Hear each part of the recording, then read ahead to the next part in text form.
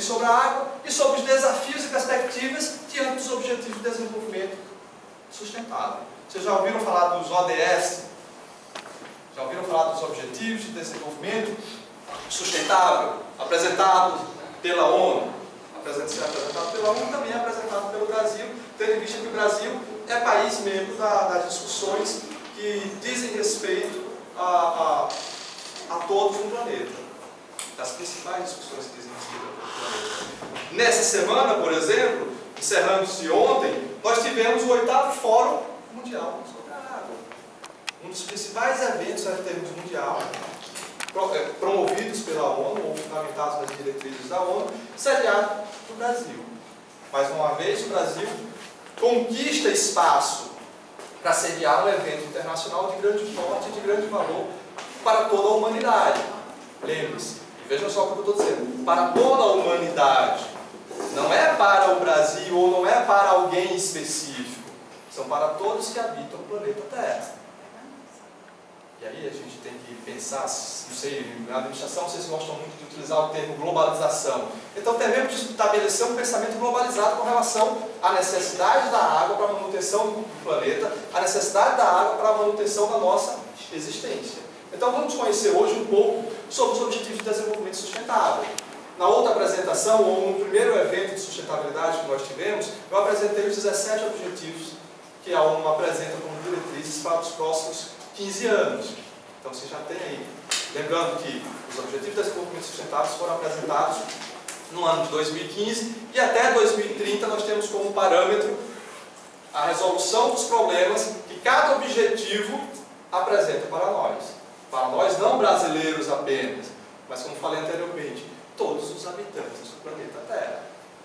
Não se trata mais de resolver só problemas pontuais, mas de problemas que, entre aspas, são pontuais também, mas que envolvem a nossa existência. Não podemos mais pensar isoladamente, temos que pensar em conjunto. Nós pertencemos, como o Hans Jonas vai falar, nós pertencemos à casa ou à morada Terra. Todos nós fazemos parte desse grande sistema denominado Terra, chamado Terra. Então, o que são os Objetivos de Desenvolvimento Sustentável da ONU? E aí eu vou deixar aqui a própria ONU explique para vocês ou apresente para vocês o que é que são eles.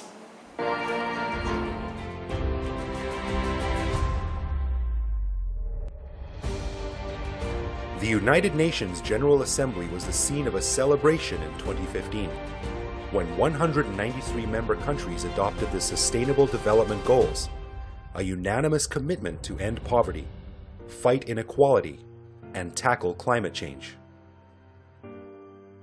We need action from everyone, everywhere. 17 Sustainable Development Goals are our guide. They are a to-do list for people and planet, and the blueprint for success. The SDGs are an agenda to balance human prosperity with protecting the planet. Imagine there's no countries. UNICEF Goodwill Ambassador Shakira asked global leaders to imagine a world where we achieve the goals by 2030. While fellow UNICEF Goodwill Ambassador Angelique Kidjo underscored a focus on Africa and developing countries. But the universal agenda is important to all nations, as leaders from developed countries also pledged to make the goals a reality. Poverty, growing inequality exists in all of our nations, and all of our nations have work to do, and that includes here in the United States. And that's why today I am committing the United States to achieving the Sustainable Development Goals. The Sustainable Development Goals build on the success of another 15-year plan. Created in the year 2000, the Millennium Development Goals sunset at the end of 2015. The MDGs halved extreme poverty, achieved equal primary education for girls and boys, and dropped HIV infection by 40%, among many successes. The SDGs go beyond the MDGs by improving the lives of everyone, everywhere, and create a better world for future generations.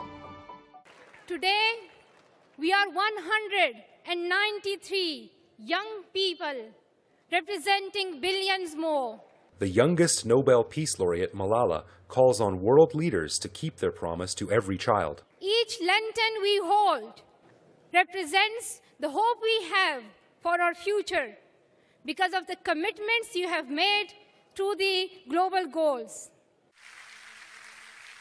And Pope Francis advised world leaders to put humanity and the environment over politics. Los gobernantes han de hacer todo lo posible a fin de que todos puedan tener la mínima base material y espiritual para ejercer su dignidad y para formar y mantener una familia.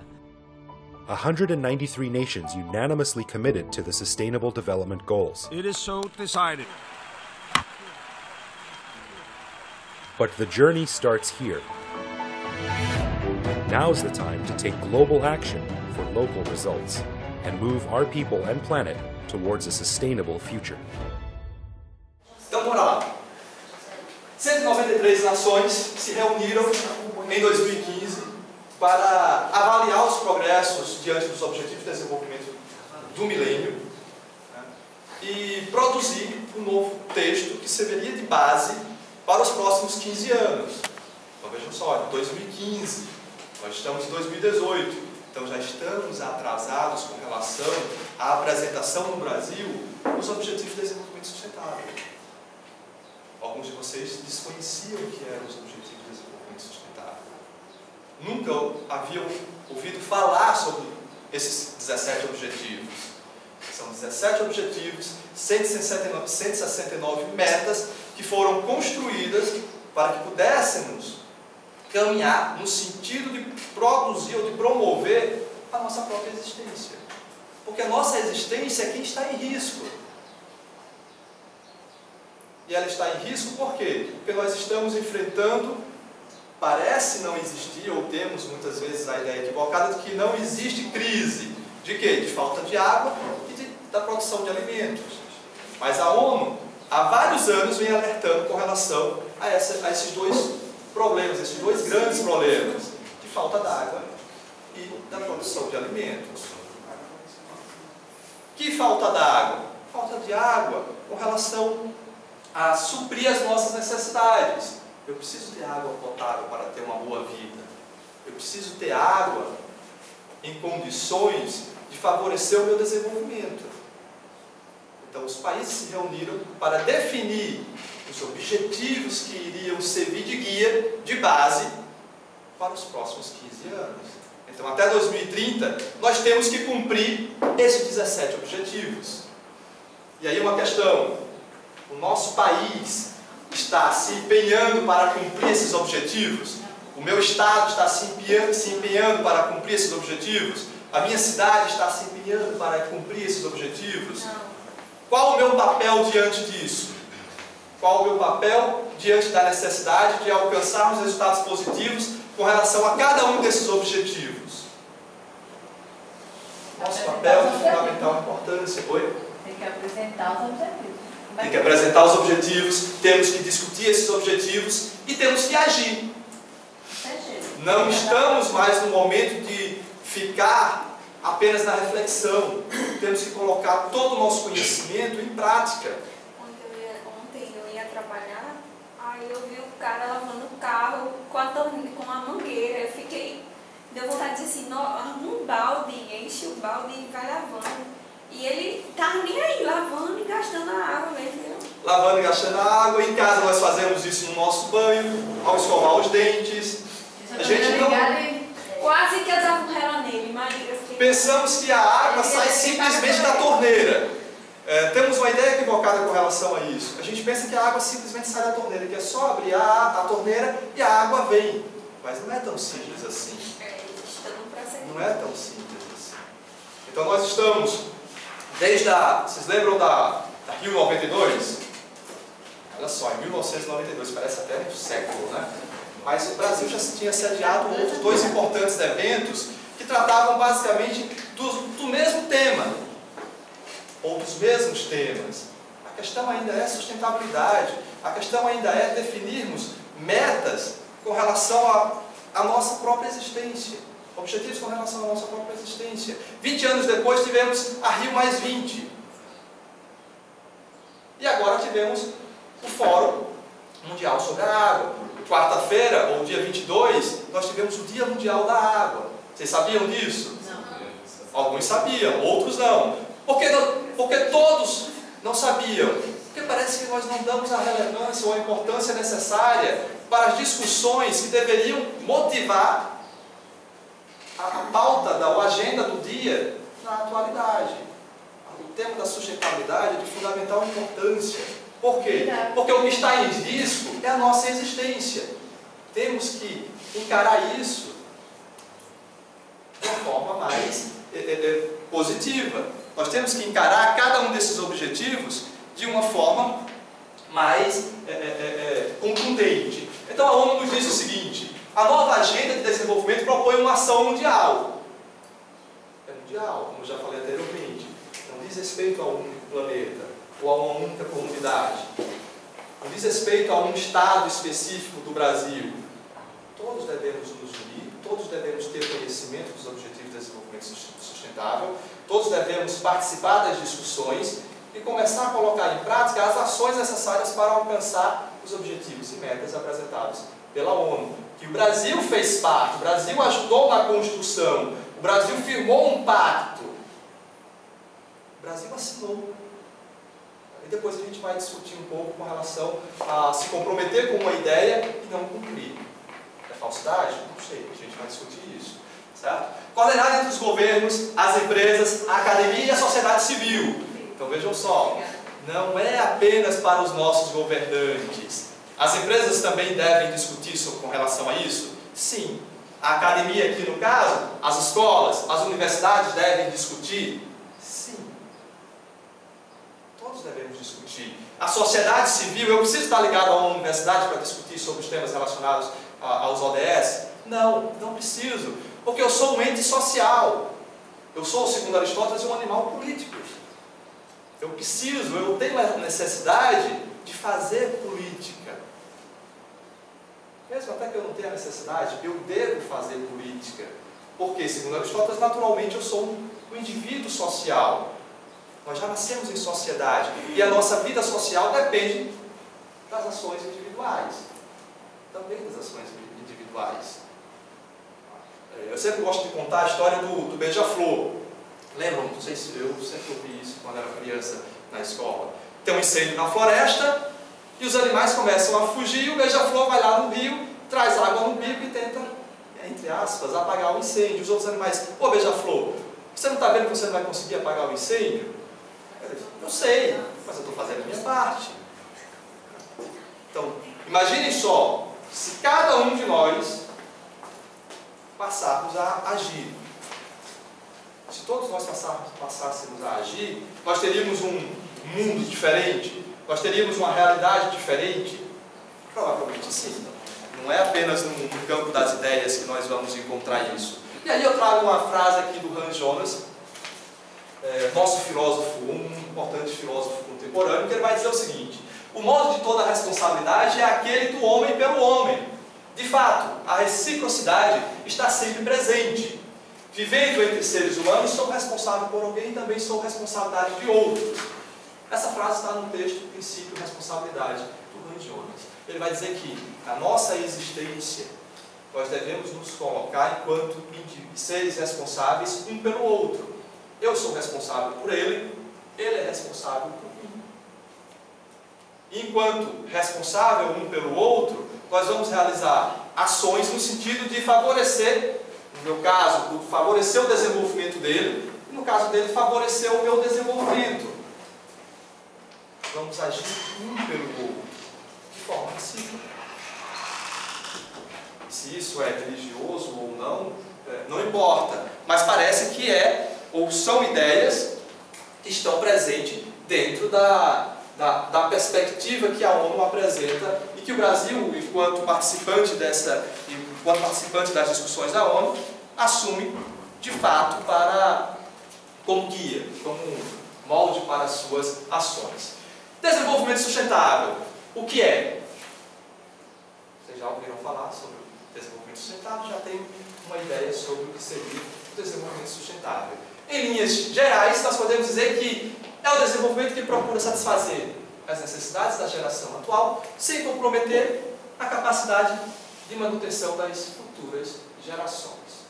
Então, fazer com que o planeta, ou fazer com que o mundo permaneça existindo para os nossos filhos, para os nossos netos, para os nossos bisnetos.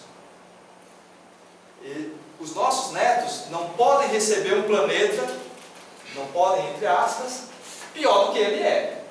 Deveríamos deixar algo melhor para eles, ou pelo menos deixar algo com que eles tenham condições de se manterem, de terem uma boa vida, porque para nós não é importante apenas viver, é importante vivermos bem. E para viver bem precisamos ter igualdade? Sim. Precisamos ter água? Sim. Precisamos ter alimento? E tudo isso com qualidade, não é qualquer água. É água com qualidade, é alimento com qualidade, é um sistema de saúde com qualidade. É tudo de forma qualitativa. Precisamos de qualidade. As minhas ações precisam ter qualidade. Então, podemos colocar aspas bem grandes aí. Então, enquanto administrador, a minha ação tem que ter qualidade. E o que é ter qualidade na minha ação? Eu vou deixar para vocês refletirem. O que é uma ação positiva de um administrador? Nós sabemos quando um administrador age positivamente quando chegamos em uma empresa. Nós sabemos quando um administrador ou quando um funcionário público está agindo de forma negativa ou positiva quando chegamos na prefeitura. A ação positiva nós conseguimos identificar e a negativa também. Então é com relação à positiva que nós devemos nos dirigir ou que nós devemos nos guiar, certo? Então devemos construir um futuro inclusivo, resiliente e sustentável para todas as pessoas e todo o planeta. Todas as pessoas. Eu não vou pensar apenas em mim. Embora o mundo hoje nos conduza para o individualismo. Parece que nós pensamos unicamente, ou parece que eu penso unicamente no desenvolvimento da minha pessoa. E aí eu faço um curso superior pensando no meu futuro. Eu procuro um emprego que me pague bem pensando no meu futuro, deixando de lado ou esquecendo que o meu futuro depende também do futuro de vocês. Por quê? Porque eu não vivo sozinho. Eu não tenho uma existência distante da existência de vocês. Então, objetivos, dúvidas, questões, comentários? Nada? Dentro dos objetivos do desenvolvimento sustentável, 3 elementos ou 3 grupos possuem centralidade: crescimento econômico, inclusão social e proteção ao meio ambiente. E aí, se passássemos a fazer uma reflexão sobre esses 3 grupos, nós iríamos reunir dentro do econômico trabalho decente e crescimento econômico. E aí nós já podemos refletir sobre as últimas ações que o governo brasileiro tem tomado com relação, por exemplo, a um trabalho decente. Uma nova resolução do Ministério do Trabalho tem uma nova consideração com relação ao que seria trabalho escravo. Trabalho escravo é trabalho decente? Não. Mas o Brasil está retrocedendo na forma de compreender o que seria trabalho escravo. Nós não vamos entrar no mérito da questão, aí fica como atividade extra classe, podemos dizer assim, vocês verificarem na internet qual resolução ou que ideias quais as ideias estão por trás do trabalho escravo que o Ministério do Trabalho apresenta na atualidade, certo? Então, temos um retrocesso com relação a isso? Sim, temos um retrocesso, certo? Com relação à infraestrutura, com relação à inovação, com relação à indústria, como o Brasil está se desenvolvendo ou construindo suas ações? Nós tivemos uma grande discussão há cerca de 3, 4 anos, se eu não estou enganado, me perdoem se eu estiver errado, com relação à construção da usina de Belo Monte. Usina hidrelétrica é viável? Há uma discussão muito grande com relação a isso. O Brasil é um país podemos dizer assim, que está na altura da linha do Equador. Nós temos energia, a energia do Sol está para nós como uma bênção. E países como a Alemanha têm tomado a dianteira na produção de energia solar. Eles têm radiação maior que a nossa? Não.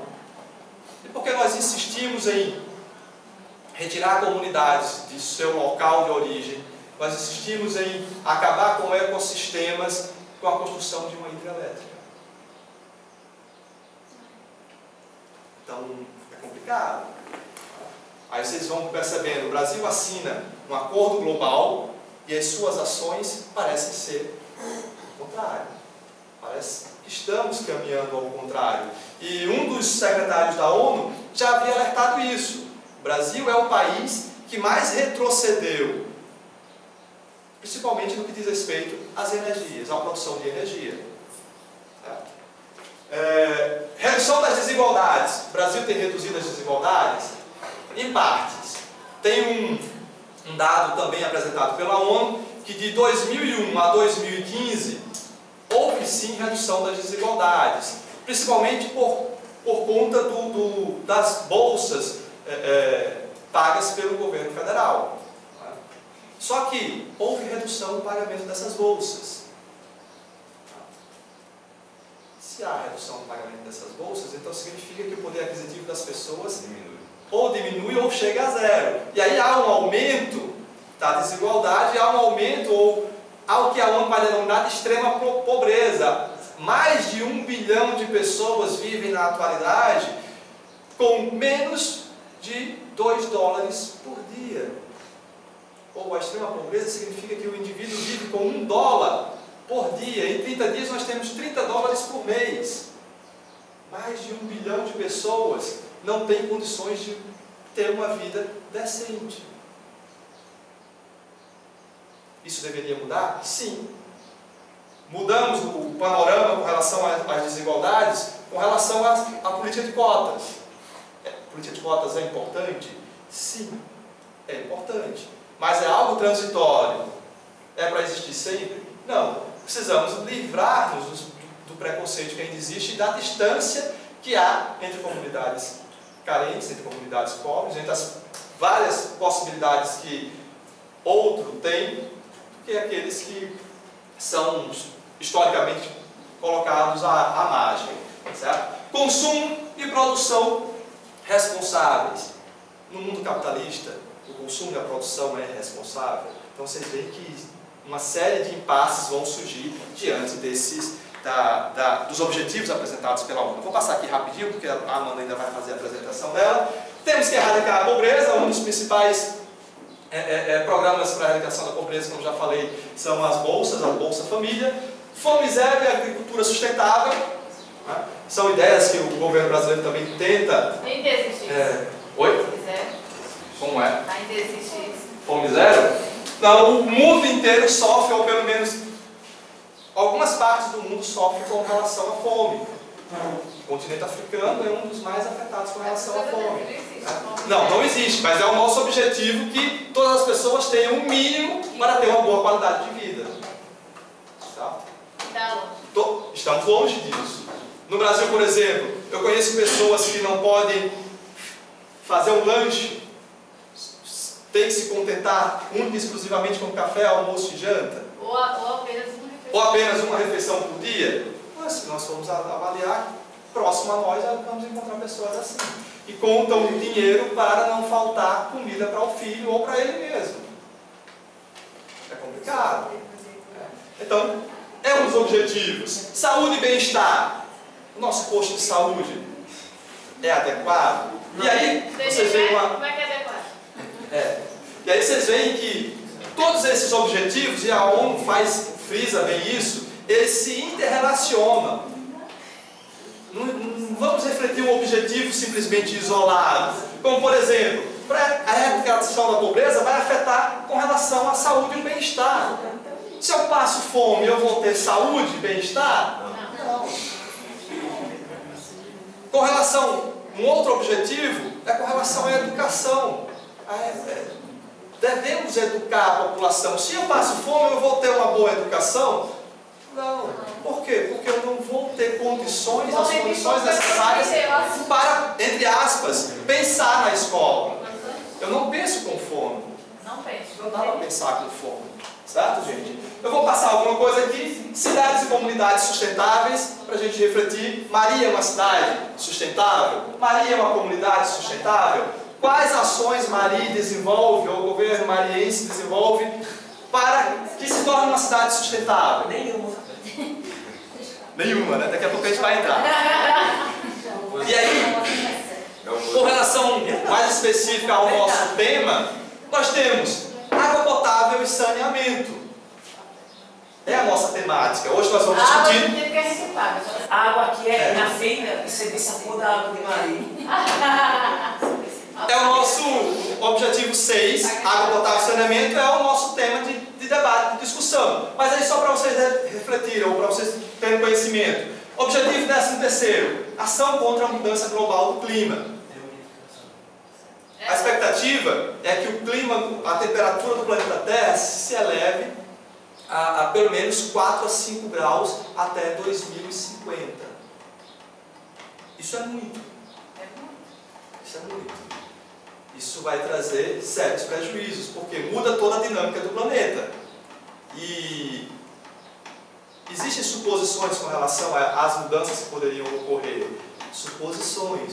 Nós não podemos ter a real certeza do que pode acontecer. As geleiras estão derretendo? Sim. O que acontece com o derretimento das geleiras? Aí muitos falam a elevação do nível do mar, mas esse não é o único problema. Mais água doce vai estar entrando nos oceanos. Isso vai modificar a temperatura dos oceanos, vai modificar o movimento das águas oceânicas. Tudo isso vai resultar numa mudança drástica com relação aos ecossistemas aquáticos, principalmente os marinhos. Pode ser que alguns animais consigam se adaptar, pode ser que não consigam se adaptar. Muitos biólogos falam que não há tempo, entre aspas, para que os animais se adaptem. Por quê? Porque as mudanças estão ocorrendo de forma tão rápida que aquele processo natural de adaptação não está acontecendo. É tão rápido, ou as mudanças no planeta estão acontecendo de forma tão rápida, que os ecossistemas não têm, ou que os animais não têm tempo de se adaptar a essas mudanças. Então muitos vão morrer. E aí a questão, vai interferir na produção marinha, nos peixes, por exemplo.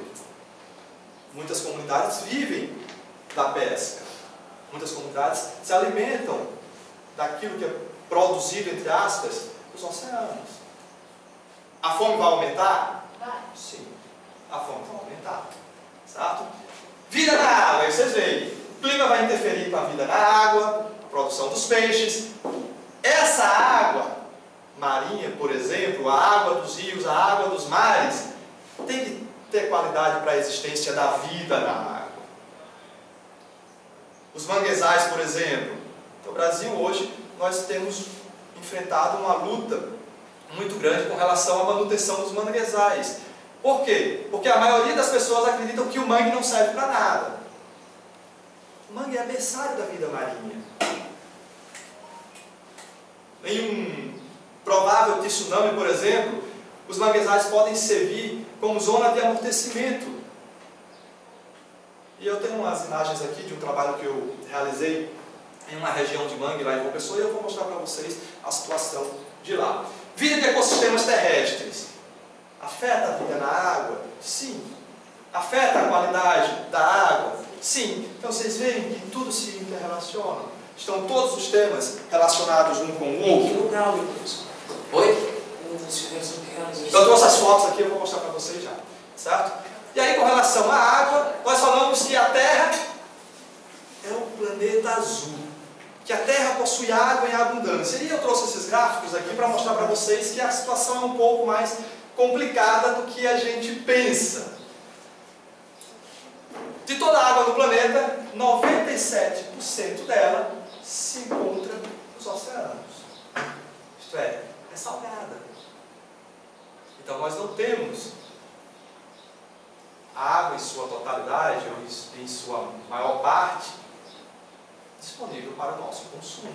E aí nós vamos ter apenas 3%, em teoria, que poderíamos dizer que poderia servir para o nosso consumo. E aí olha só o que é que o gráfico vai apresentar desses 3%. Uma grande parte está em forma de gelo. Outra parte está na camada atmosférica, né? na forma de gases. E outros apenas 0,9%, nós poderíamos dizer que é água superficial, que poderíamos, entre aspas, ter acesso ou estar disponível para o nosso consumo. Então, dos 3%, apenas 0,9% é o que nós temos para a nossa utilização. E quando eu falo da nossa utilização, não é apenas para bebermos, é para lavar o carro, para lavar a casa, é para a agricultura, para a irrigação. Então isso é complicado. E aí eu pergunto para vocês, conhecemos vários rios, mas João Pessoa, por exemplo, se alguém aqui mora em João Pessoa, não.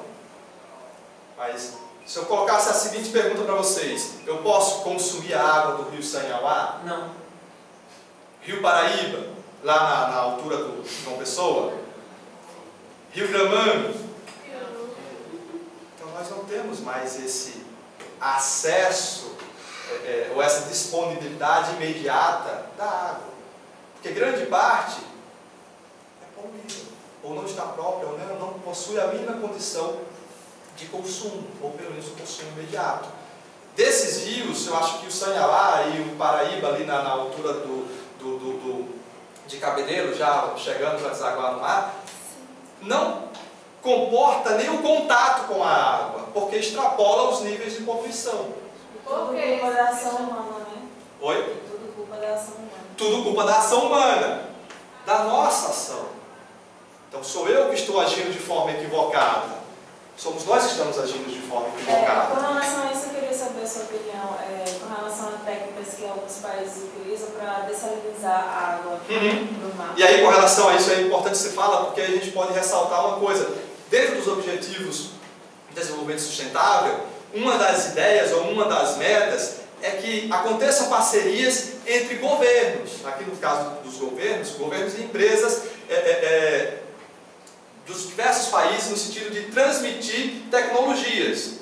E agora, no Fórum Mundial da Água, os principais países que tratam ou que têm como principal fonte de água o processo de dessalinização, trouxeram a tecnologia para ser apresentada no Brasil.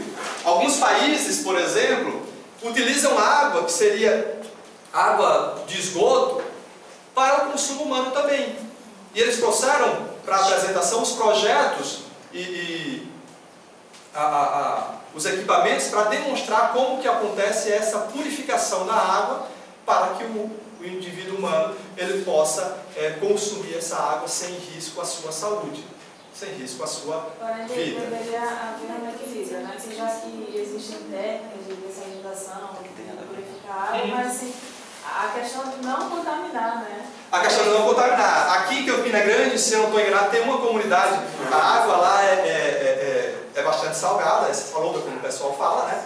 E tem um projeto desenvolvido de dessalinização da água. Um dos maiores problemas que eles apresentam é com relação à parte que é rejeitada, porque pode trazer um dano ambiental, porque há uma concentração maior dessa parte que é rejeitada. Ou pelo menos quando eu estive lá e visitei o projeto, eles tinham ainda que refletir muito com relação a essa parte que seria descartada, que não poderia ser utilizada. Não é 100% da água. Não sei com relação ao que foi apresentado agora no Fórum Mundial, com relação aos projetos e aos equipamentos, os novos equipamentos que existem a nível mundial, se já é possível, se já há a possibilidade de utilizarmos 100% da água em um dessalinizador. Não sei te dizer, mas é coisa para a gente precisar. Tem possibilidade de tratar essa água poluída, né? Tem possibilidade. O Japão, por exemplo, faz isso. E vereador, isso acho que essa da preservação do seu patrimônio é cultural de cada país, sabe? Até chegar ao nosso país mesmo, o Brasil, que é um país que tem água, entre aspas, em abundância. Sim. Independente da cultura do pessoal do Oriente, sabe? Das ocidentais, essa questão da valorização vai principalmente na consciência da gente, né? E aí, para você ver como tudo se interrelaciona, tem a ver com o objetivo que trata da educação. Essa educação não é só a educação apresentada ou desenvolvida na escola. A educação também, entre aspas, cultural. Os valores desenvolvidos e defendidos por minha comunidade. Eu tenho a água como um bem. Muitas vezes a gente nem pensa na água como esse bem tão valioso. Talvez porque nós temos um contato com ela muito estreito, ou ela está muito próxima da gente e a gente nem dá a devida atenção. Que nem aquele amigo íntimo que nós temos. Muitas vezes ele tem muito mais a nos dar e a gente nem dá o devido valor a ele. O ser humano dá valor por coisas poucas, né? Já percebeu? Mas isso é uma deficiência, talvez, uma deficiência do caráter do indivíduo.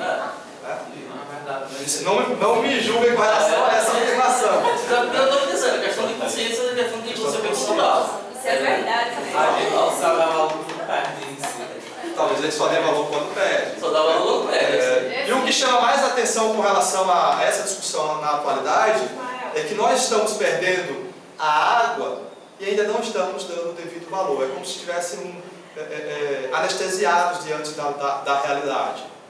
O Brasil, desde 1992, vem discutindo isso a nível global e essas ideias parece que ainda não estão conseguindo ser difundidas de forma eficaz nas comunidades. E aí o que acontece? E aqui só um gráficozinho para vocês perceberem as principais nações que possuem a maior quantidade de água disponível para o consumo. O Brasil é o país que possui a maior quantidade. E aí, com relação a isso, entre aspas, o Brasil quer fazer o que com a nossa água? Privatizar. Certo? Privatizar. Então, dar ao capitalismo um bem necessário para a nossa existência. Se o capitalismo for dono dessa água aqui, que é a maior reserva de água do planeta, nós teremos, ou todos terão, o acesso igualmente à água.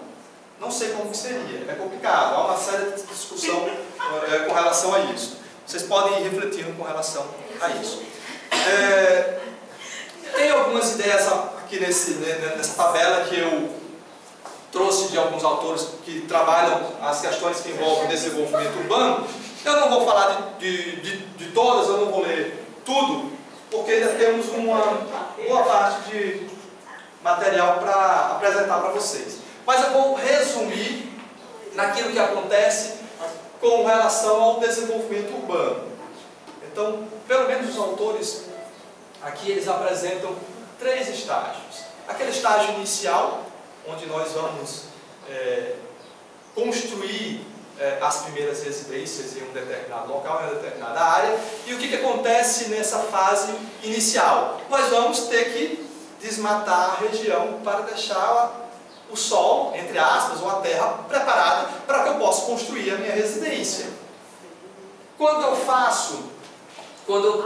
a minha ação é a retirada da vegetação, o que poderia acontecer? Aí nós temos alguns fatores que já são evidentes. Vai aumentar a temperatura naquela área em que eu desmatei? Sim. O contato, se chover, vai ter alguma, entre aspas, barreira com relação para impedir a força ou o impacto da chuva no solo? Não. O que vai acontecer se a chuva cai diretamente no solo? Processo erosivo, né? Vai acontecer um processo erosivo. Vai aumentar a velocidade da água e vai ter um arrasto de sedimentos bem maior. Isso quando acontece de forma não planejada, em locais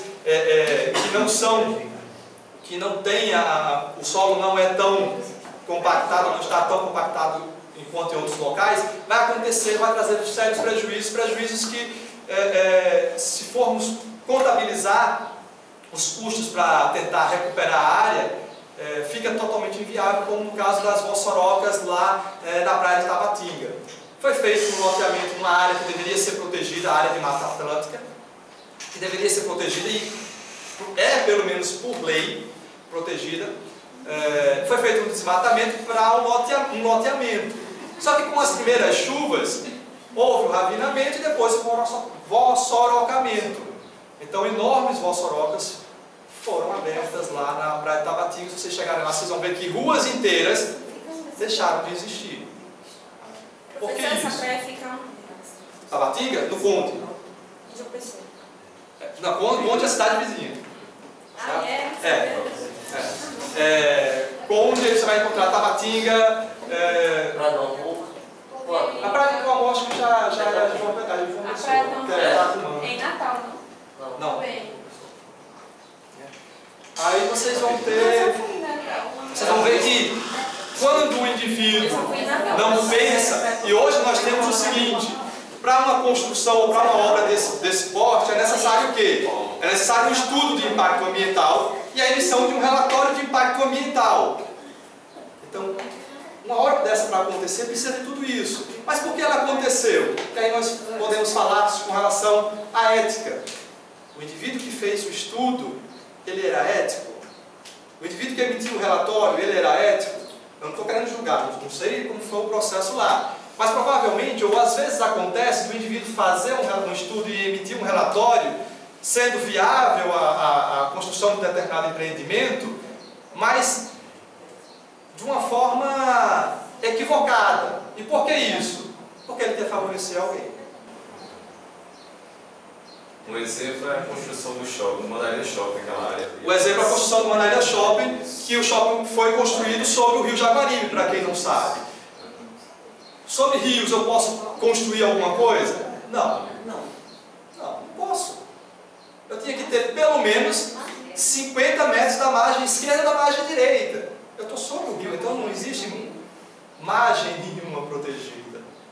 Mas não só o shopping, várias residências. E até a imagem que eu tenho aqui do Rio Mandacaru. O que é que faz? Vocês vão ver a imagem do Lá no shopping. São José, na favela? Então, estou construindo um bairro novo, eu não tenho água encanada ainda, vou perfurar poços.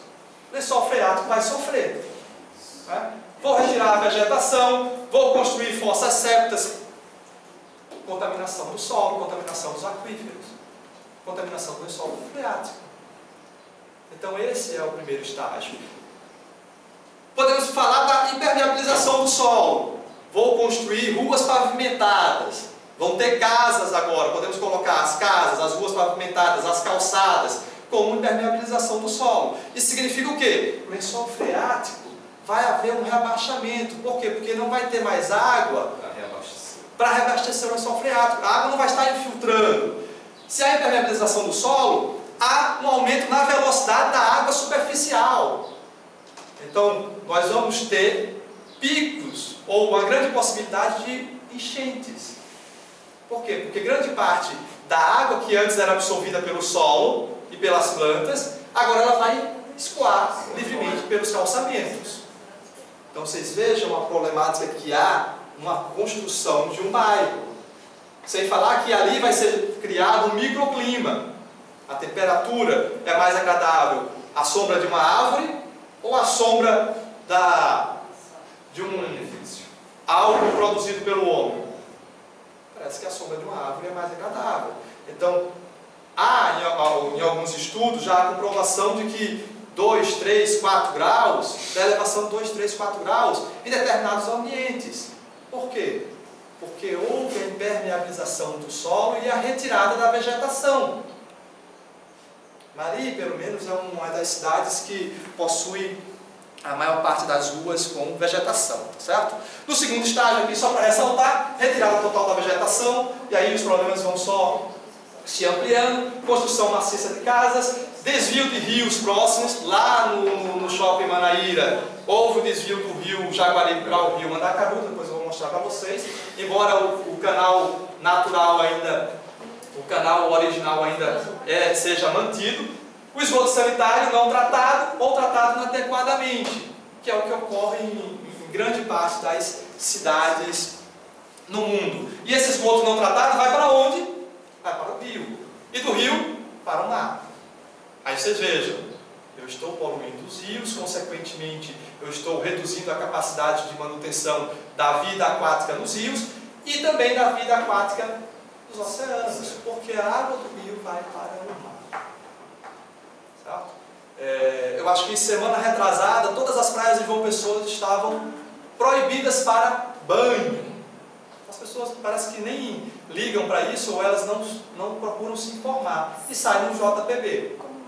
Mas elas vão à praia e colocam em risco a sua saúde, sem saber. Complicado. Então vocês vejam o quanto isso interfere na nossa vida. Todas as praias da nossa cidade, ou pelo menos da minha cidade, proibidas para banho. Por quê? Poluição. E a poluição, estamos em 2018, gente. Nós temos tecnologia, temos condições de agir no sentido de, se não extinguir por completo a contaminação de rios e mares, reduzir de forma substancial. E por que nós não fazemos isso? Por que eu não faço uma determinada coisa? Dois motivos, talvez. Ou porque eu não sei, ou porque eu não tenho interesse. Mas nós temos a tecnologia para isso. Por isso a ONU ressalta, é preciso haver a parceria com as universidades.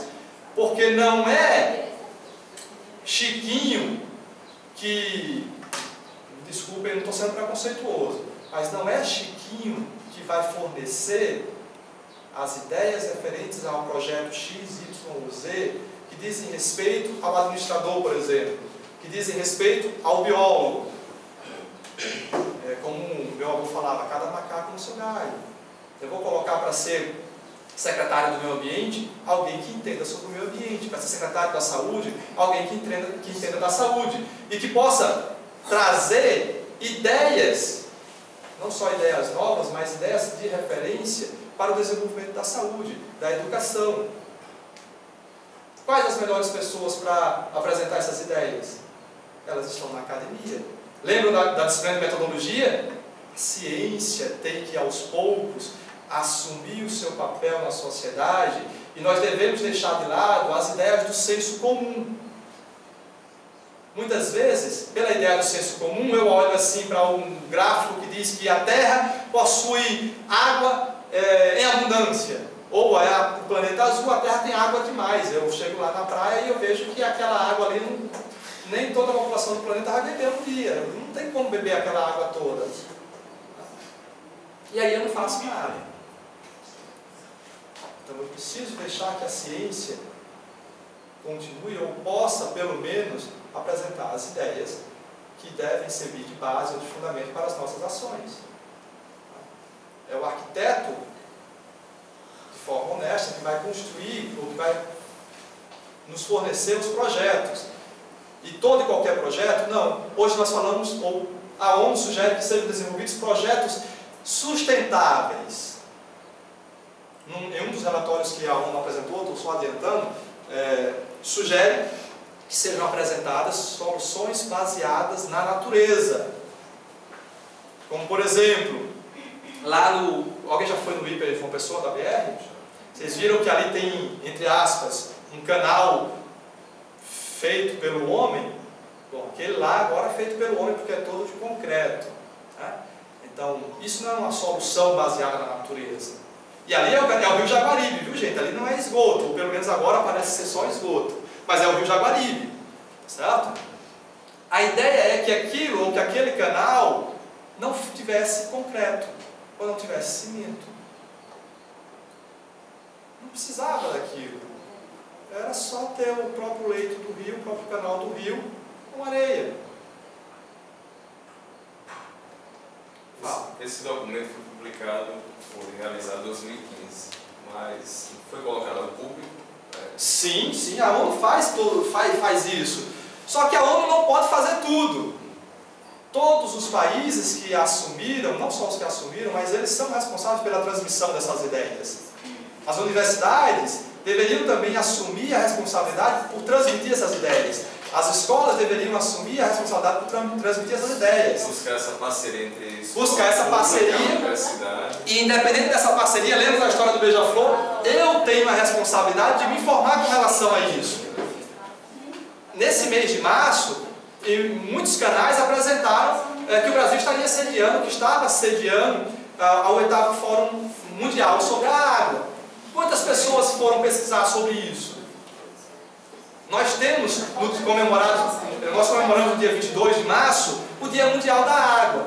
Mas quantas vezes nós paramos para refletir sobre a água? O ano passado, por exemplo, o Ano Internacional da ONU falava sobre o turismo sustentável. Olha só, turismo sustentável, o que é isso? As escolas eram para estar apresentando isso. Dependente até mesmo a própria igreja trabalha temas relacionados às ideias apresentadas pela ONU. Vocês viram o Papa Francisco lá, né? O ano passado a Igreja Católica colocou como tema da campanha da fraternidade os biomas brasileiros, ressaltando a necessidade de protegermos o planeta, a necessidade de desenvolvermos ações sustentáveis. Por quê? Porque nós não podemos sobreviver, ou o Brasil não pode desenvolver-se de forma eficiente se tivermos prejuízos ambientais dentro dos vários biomas. A Caatinga, por exemplo.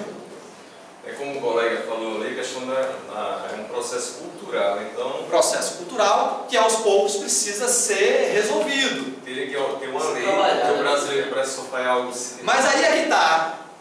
Kant, por exemplo, vai dizer que é muito problemático a construção de leis. Por quê? Porque muitas das vezes a lei ela existe no papel e não no indivíduo. E aí, para o cumprimento dessa lei, aí vem uma outra coisa: o uso da força. E o mais importante seria que o indivíduo tivesse a consciência necessária para realizar suas próprias ações de forma autônoma. É o que Platão, por exemplo, vai dizer. Correto, né? Entre aspas, Platão vai dizer: por que os governantes deveriam ser os filósofos? Porque eles teriam conhecimento. Eu acho assim que com relação ao nosso país, por ele ter uma estrutura assim continental, porque tem países aí afora que cabem no nosso estado, né, digamos assim. Então assim, e ter essa grandiosidade, assim, tipo, riqueza de água, de árvores e tudo mais, aí assim, tipo, as pessoas acham que não vai acabar. As pessoas acham que não vai acabar e não tem essa consciência. E também não tem um controle, pelo fato de, como eu disse, o nosso país ter tão continental, né? Então não existe aquele controle. Existem estados aí que desmatam demais para, como é que eu vou dizer, plantar pasto, para criação bovina, por exemplo. Sim, a nossa nova lei, a considerada lei da água, ela é uma lei de retrocesso. É uma lei que faz com que o Brasil retrocedesse.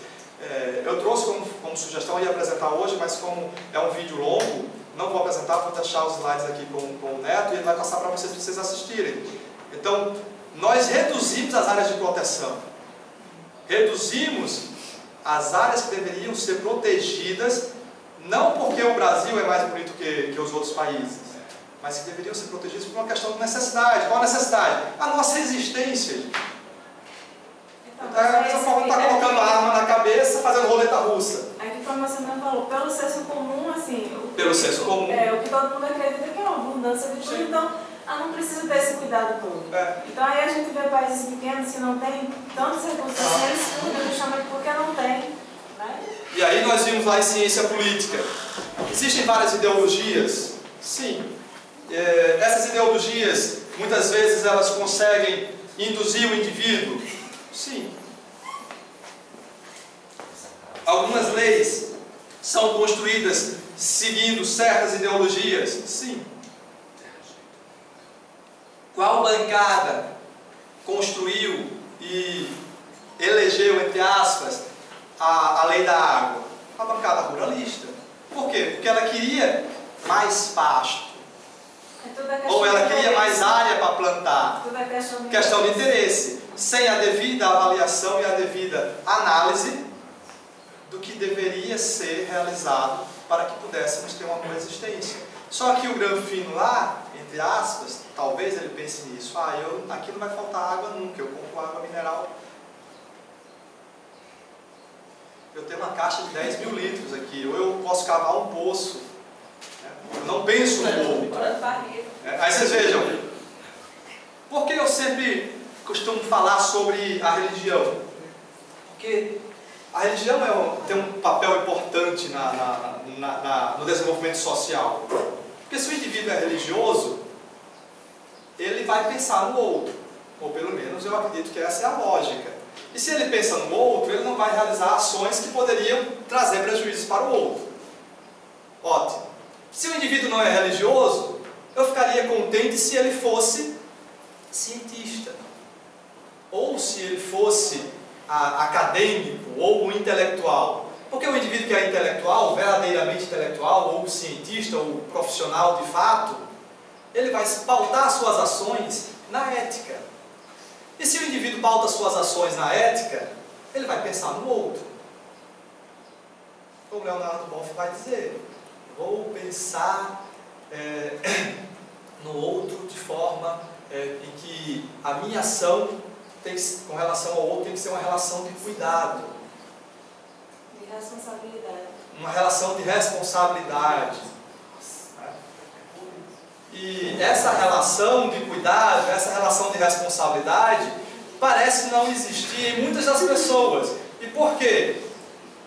Eu costumo dizer se ela não é cientista ou se ela não é acadêmica, porque ela não tem ética. E se ela é acadêmica, é porque ela não tem ética. E se ela é religiosa, é porque ela não é religiosa de fato. Ela é uma falsa.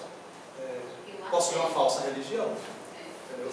Então, todo mundo é acadêmico? Não precisamos. Nem todo mundo precisa ser acadêmico, mas precisamos desenvolver determinados valores. Que esses valores não sejam simplesmente desenvolvidos na academia, mas que sejam desenvolvidos por nossa comunidade. Aí eu preciso ser religioso ou acadêmico? Não. E aí é que está. Quais valores morais ou quais valores culturais nós estamos construindo de forma coletiva que devem servir de base para a nossa existência? Como ele falou, a cultura é de fundamental importância.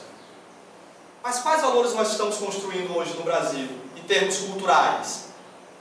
Eu acho que, olha só, não me condene por isso. É a história do Lepo-Lepo, Lepo-Lepo, né? São essas danças de carnaval. Então eu me preocupo muito mais com o carnaval do que com a minha própria existência. E eu escuto indivíduos falando que são felizes, ou eles parecem vivem uma angústia completa o resto do ano, e o único momento de felicidade é no período de carnaval. Que tiro foi esse? Que tiro foi esse? Que tiro foi esse? Então isso é muito complicado, é muito pobre para uma nação. É muito pobre para não só uma nação, mas para um indivíduo. Certo? Mas vamos continuar. Sim, professor.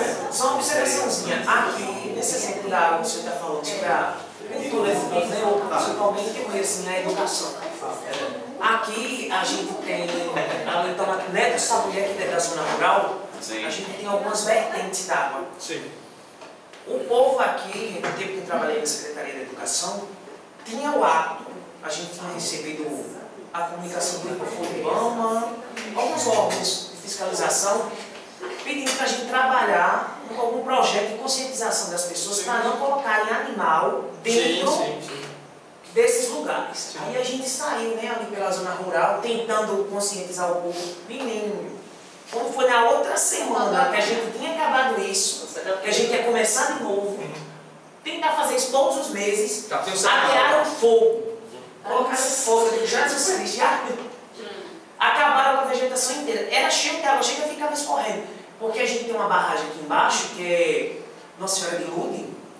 Dessa barragem, depois quando ela está cheia, ela sangra, joga para São Salvador, que é a barragem de Sapé, que é que abastece Marim, Sapé, Cajá, Gurien. Essas cidades, são 6 cidades que essa barragem abastece. Com toda essa seca aqui, Marim nunca passou por um período de seca, né, que a gente faltasse água na torneira, graças ao Senhor Jesus Cristo. Mas o povo não consegue enfiar na cabeça que a gente só tem isso por conta dessas vertentes aqui da região. A tendência deles é só desmatarem. Aí quando você vai tentar algum diálogo pronto aqui embaixo, o fazendeiro, ele mandou passar o trator dentro da vertente e cheio de capim. E aí 2 soluções, ou pelo menos 2 caminhos. Temos lei para isso. Fiscalização e a punição dessas pessoas, ou desse fazendeiro, por exemplo. Muitas vezes no Brasil acontece o seguinte: é filho do juiz, então não vou nem lá. ou é filho de alguém importante na região, eu não vou nem lá. Mas isso deveria acontecer. Temos lei para isso. E é um trabalho muito penoso e é um trabalho constante, que deve durar toda a nossa vida. Conscientizar as pessoas é difícil. Fazer com que a pessoa entenda que a sua ação é a errada é complicado. Principalmente essa pessoa que tem uma ideia construída, mesmo que essa ideia seja do senso. É um processo de longo prazo. É um processo de longo prazo. Por exemplo, até hoje minha mãe, com relação às ideias de senso complexo, lembrar da metodologia, até hoje minha mãe acredita que se eu comer manga com leite eu vou morrer. Não tem como mudar isso. Pode ser que com relação a outras coisas eu consiga mudar. Né? Ela esse ano, dia de São José, não choveu. Aí ela já disse, eita, vai ser seco esse ano. Certo? Mas será que é seco porque não choveu no dia de São José? Ou tem alguns fatores climáticos que poderiam explicar por que não choveu? Ou o meio ambiente está dando alguns exemplos, ou já dando pistas para o que pode vir a acontecer. Então é complicado mexer com essas ideias que são da tradição, fazer com que as pessoas pensem de forma diferente. Mas devemos aos poucos ir tocando no ser